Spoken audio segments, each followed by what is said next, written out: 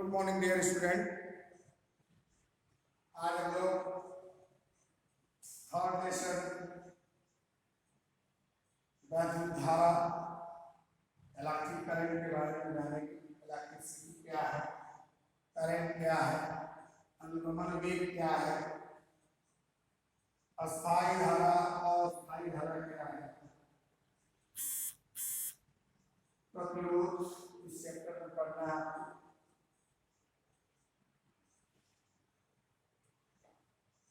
तो थर्ड है, lesson third है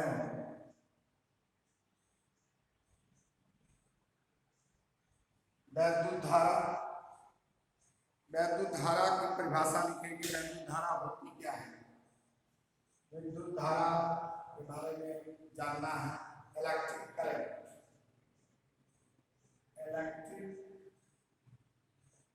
करंट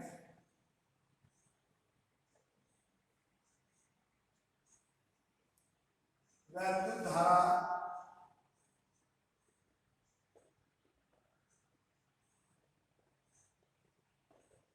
देखिए, अभी तक हम लोग आवेश पढ़े थे। आवेश में दो तरह के आवेश पढ़ा गया था, एक धन आवेश, एक ऋण आवेश। आवेश वहां पे रुका हुआ था, तो रुके हुए आवेश की जो हम लोग स्टडी करते हैं, अध्ययन करते हैं, वो इलेक्ट्रोस्टैटिक्स का लगता है। इलेक्ट्रोस्टैटिक्स स्थिर वैद्युतिकी जो है, उसके अंतर्गत हम लोग पढ़े विभव, विद्युत क्षेत्र, कूलॉम का नियम, गॉस का प्रमेय, धारिता, संधारित्र, संधारिता। लेकिन अब आवेश रुका नहीं रहेगा। अब आवेश क्या होगा, अपने एक चाल से, एक वेग से, एक छोटे से वेग के साथ चालक में गति करेगा। उस छोटे से वेग को ही हम लोग कहते हैं अनुगमन वेग, ड्रिफ्ट वेलोसिटी। उसमें सबसे पहले आएगा कि अब धारा दौड़ेगी। धारा कब दौड़ेगी, जब आवेश का प्रवाह होगा। अगर कोई आवेश एक बिंदु से किसी दूसरे बिंदु पर जाता है, कहा जाता है कि आवेश का प्रवाह हो रहा है। तो आवेश के प्रवाह को क्या करते हैं, प्रति सेकेंड, यूनिट सेकेंड में जो आवेश का प्रवाह होता है उसी को वैद्युत धारा। मतलब किसी चालक से एकांत समय प्रवाहित आवेश को ही क्या कहेंगे, वैद्युत धारा। कोई भी चालक अगर उसमें एकांत समय में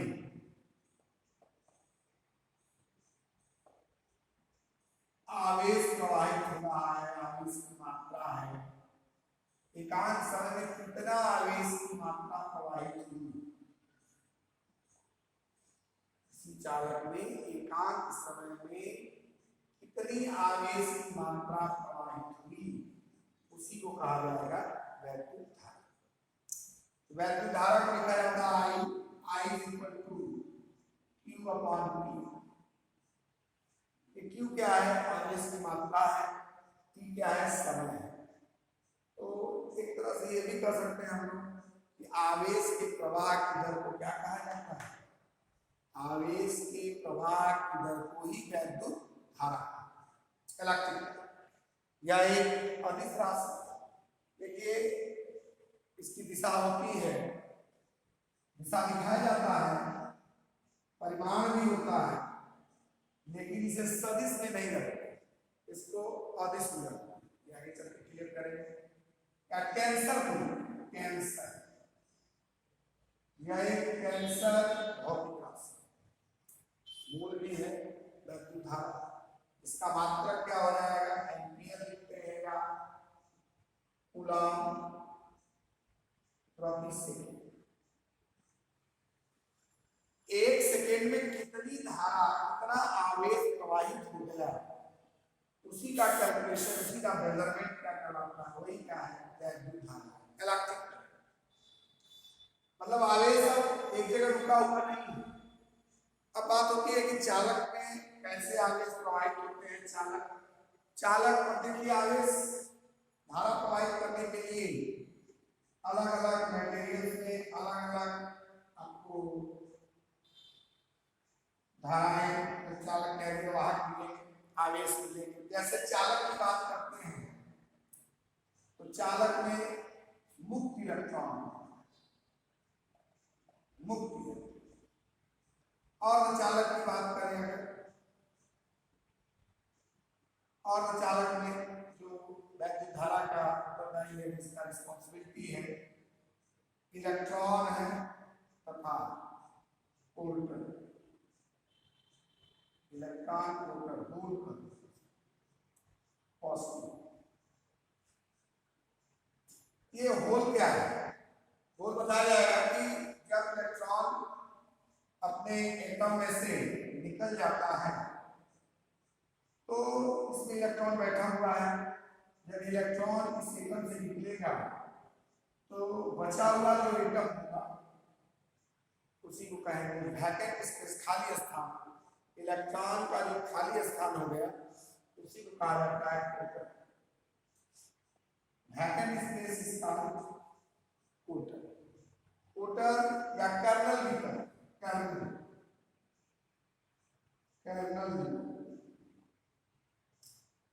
ये हमेशा पॉजिटिव होता है। प्रोटॉन धन आवेशित, तो यहाँ हर चालक में इलेक्ट्रॉन और प्रोटॉन वाला होल कहेंगे। कैसे वैद्युत अपघट्ट आ गए, वैद्युत अपघट्ट। वैद्युत अपघट्ट में करेंट या वैद्युत धारा रिस्पॉन्सिबल होता है, किसके कारण फ्लो होगा? वहां पर आयन और ये आयन दो तरह, एक धन और एक धन आयन होगा और एक ऋण आयन। आयनों के प्रवाह से ही वैद्युत अपघट्ट में वैद्युत धारा प्रवाहित। मतलब वैद्युत धारा, अगर चालक की बात किया जाए तो दिमाग में बात आ जाना चाहिए मुक्त इलेक्ट्रॉन, क्योंकि चालक में मुक्त इलेक्ट्रॉन बहुत सारे इलेक्ट्रॉन होते हैं, लगभग 10⁻29 इलेक्ट्रॉन पर मीटर की। अगर 1 मीटर लंबाई चौड़ाई ऊंचाई का आयतन ले लिया जाए, चालक ले लिया जाए, 1 मीटर की चालक में इलेक्ट्रॉनों की संख्या लगभग कितनी? 10⁻29। बहुत बड़ा वैल्यू है 10⁻29। मतलब पर मीटर क्यूब उतने वॉल्यूम में, उतने आयतन में इलेक्ट्रॉन 10⁻29, 10 के पावर कितना? 29। ये बेसिक चीजें हैं। अब वैद्युत धारा के बारे में बात हो गई। वैद्युत धारा आवेश के प्रवाह की दर को कहा जाता है। आवेश का प्रवाह प्रति सेकेंड अगर हो रहा है चालक में, उसको कहा जाए कि वैद्युत धारा प्रवाहित हो रही है। मतलब चालक एक स्थान से दूसरे स्थान जाएगा। तो चालक एक स्थान से दूसरे स्थान कहा जाता है, क्यों जाता है? मान लीजिए कोई आपने वायर चालक ले लिया और उसको एक वायर बैटरी से जोड़ दिया। बैटरी को जोड़ने पर एक प्लस है, उच्च विभव, दो इलेक्ट्रॉन होते हैं, एक प्लस और एक माइनस। यहाँ प्लस बना, यहाँ क्या बना? माइनस बना। प्लस की तरफ कौन अट्रैक्ट होगा? इलेक्ट्रॉन। इलेक्ट्रॉन आएगा। इलेक्ट्रॉन का मूवमेंट कैसे दिखाएंगे? इलेक्ट्रॉन ऐसे फ्लो होगा तो वैद्युत धारा कैसे फ्लो? इसके जस्ट विपरीत हम वैद्युत धारा दिखाओ। आवेश के प्रवाह, जो आवेश घूम रहा है, दौड़ रहा है इलेक्ट्रॉन, उसके ठीक क्या होता है? वैद्युत धारा प्रवाहित। ये धारा और आवेश को प्रवाहित होता है विभवांतर। यहाँ पर भी वोल्ट लगाया तो प्लस भी वोल्ट और तो चालक के सिरों के बीच जो विभव का अंतर आया, विभवांतर, उसके उसके कारण पोटेंशियल डिफरेंस, उसके कारण आवेश प्रवाहित होता है। तो चालक में आवेश जिस वेग से, जिस छोटे से वेग से गति करते हैं उसको अनुगमन मिलता है। लेकिन अनुगमन में तुरंत नहीं मिलेगा, क्योंकि चालक है तो चालक में शुरू में कंसेप्ट देखा जाएगा तो बैटरी लगाने के पहले की बात की जाए तो चालक के अंदर वैद्युत क्षेत्र जो होता है, आपने पढ़ा है वैद्युत क्षेत्र शुद्ध होता है। ये चालक है, अगर इसे वायर वैद्युत क्षेत्र में रख दिया जाए एक्सटर्नल फील्ड में तो यहाँ पर ऋण आवेश इकट्ठा होना शुरू हो जाते हैं और यहाँ पर मतलब चार्ज का एक्यूमुलेशन होने लगता है, चार्ज इकट्ठा होने, चार्ज के इकट्ठा होने से इस चालक के अंदर एक प्रेरित क्षेत्र उत्पन्न होता है, इंड्यूस हो जाता है, नया क्षेत्र बनता है, जिसे इंड्यूस्ड फील्ड है। इस प्लस के कारण जो इसके अंदर डेवलप हुआ, इस आवेश के इकट्ठा होने से चालक के अंदर जो वैद्युत क्षेत्र उत्पन्न हुआ वो एक्सटर्नल से क्या होता है, कम अधिक होता है, कम होता है, ये बात होती है। तो जितना ये बाहर था उतना ही उसके नेगेटिव वैल्यूज के बराबर अंदर की तरफ वैद्युत क्षेत्र उत्पन्न हो जाता है, जिसको पढ़ते हैं। ये प्लस और जितना एक्सटर्नल फील्ड लगाते हैं वहां वैद्युत क्षेत्र लगाते हैं, उतना ही इसके अंदर एक दूसरा वैद्युत क्षेत्र उत्पन्न होगा, इंड्यूस हो जाएगा। वो उसके मैग्नीट्यूड के बराबर होगा, लेकिन उसकी दिशा क्या होगा, इसके विपरीत होगी। इसका मतलब जो नेट फील्ड होगा, जो नेट फील्ड की बात करेंगे वो वैल्यू कितनी आ जाएगी, 0 है। इसका मतलब कि इसके अंदर वैद्युत क्षेत्र का मान जो होगा वो क्या होगा, 0। लेकिन जैसे ही हम लोग इस चालक में एक बैटरी या सेल जोड़ते हैं तो सेल या बैटरी जोड़ने पर चालक के किनारे जो आवेश एकत्रित हो रहे थे वो आवेश एकत्रित होना बंद हो जाता है और यहाँ पर इसके अंदर एक वैद्युत क्षेत्र उत्पन्न हो जाता है जो एक्सटर्नल फील्ड के। अब इसके कारण इसके अगेंस्ट में इलेक्ट्रॉन क्या होते हैं, दौड़ना शुरू, कारण है कि इस पर बल लगना शुरू हो जाएगा और इधर की तरफ अट्रैक्ट करेगा। लेकिन यहाँ पर जो इलेक्ट्रॉन दौड़ रहा था, क्या इलेक्ट्रॉन बैठा था, नहीं बैठा नहीं था। यहाँ का इलेक्ट्रॉन उष्मीय वेग से, उष्मा के कारण, थर्मल एनर्जी के कारण, उसकी ऊर्जा के कारण जो है ट्रेवल करता है। तो उसकी ऊर्जा का मान जो होता है, उसमें वेग का मान होता है, थर्मल एनर्जी का मान जो होगा 10⁵ मीटर पर सेकंड। लेकिन अनुगमन वेग का मान जो होगा वो होगा 10⁻⁴ मीटर। इलेक्ट्रॉन उसी वेग के कारण बार बार टक्कर मारता है, इससे धन या कर्नल से कहिए, चाहे प्रोटॉन से कहिए, पॉजिटिव एटम से बार बार इसका टक्कर होता है, प्रकाश टक्कर होता है। टक्कर के बाद इलेक्ट्रॉन को बहुत हाई स्पीड से रैंडमली अनियमित गति करता है और अनियमित गति करने के दौरान ये थोड़ा सा खिसक जाता है और खिसकने पर जो वेग होगा, छोटे से वेग के कारण खिसकता है, उस वेग को कहते हैं हम लोग अनुगमन वेग। मतलब टक्कर के बाद का ये वेग, टक्कर के बाद इलेक्ट्रॉन जिस छोटी वेलोसिटी के साथ, जिस छोटे वेग के साथ खिसकता है वैद्युत क्षेत्र के विपरीत, उसी को क्या कहेंगे, अनुगमन वेग। अनुगमन वेग छोटा वेग होता है, बहुत स्मॉलेस्ट वेलोसिटी होती है, और ये हमेशा वैद्युत क्षेत्र के विपरीत दिशा गति, अनुगमन वेग की दिशा जो होगी वैद्युत क्षेत्र के विपरीत।